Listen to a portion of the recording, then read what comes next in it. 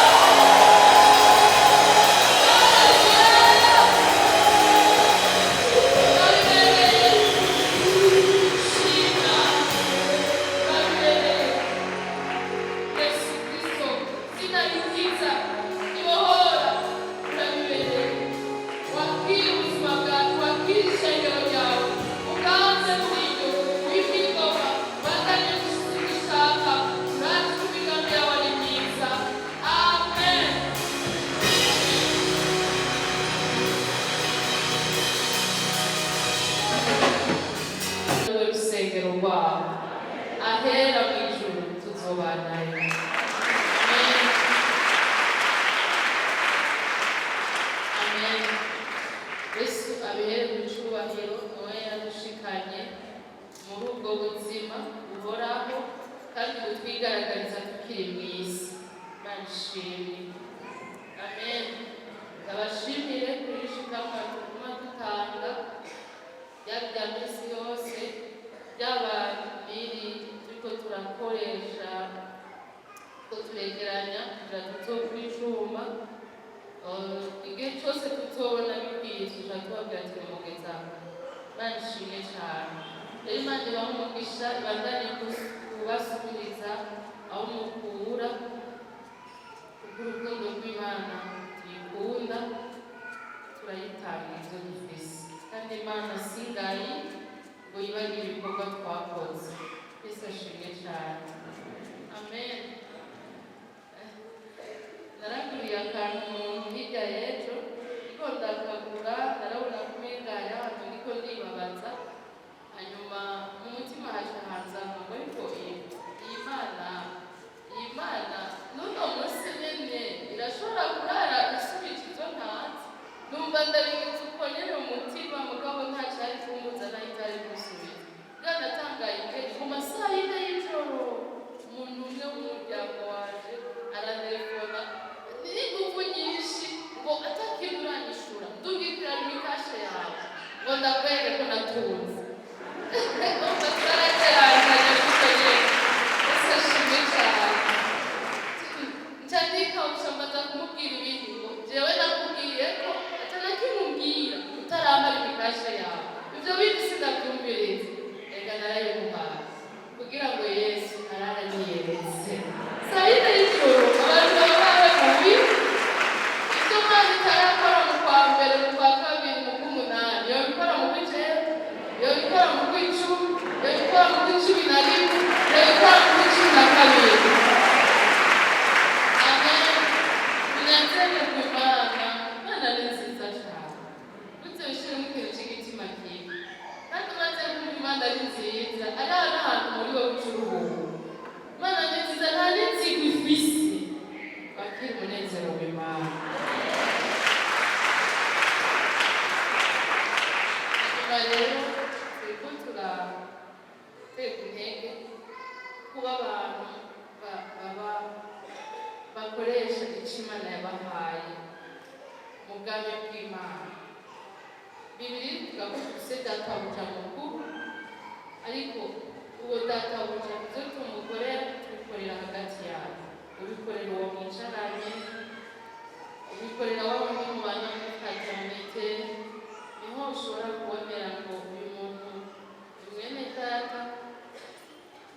Uyu munsi narose ibihumbi 100, none reka ndamuguriremo ikamba mbiri.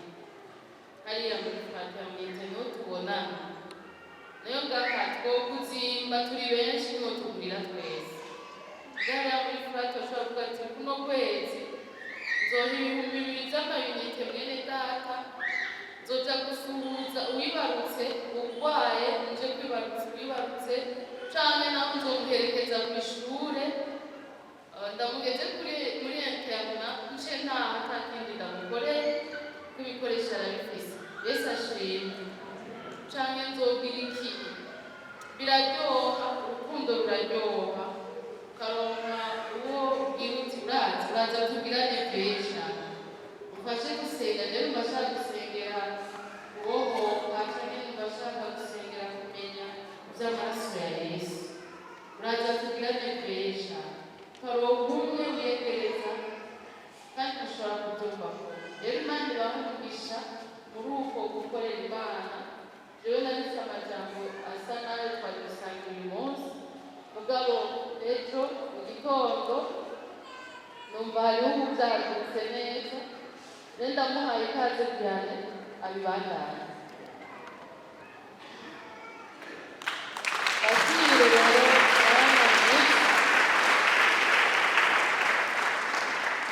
ndambwira nti jewe numva wabitanguye uracubibandanya neza. Ijambo Imana yashyize ku mutima wanjye, jewe kwirindira ngira ngo gira abantu bose ahaguruke akore ibikorwa yahawe ku giti ciwe. Aha twese ngo dusingabire zirenga amajana umwe wese twese hano rero urashobora kunyonga ikinga rikurakorera Imana kandi waheza kunyonga ikinga hakaba n'ibindi uza gukorera hano. Amen. Urashobora kurima ubwo bumenyi bwawe ukaba ubukozi bw'Imana.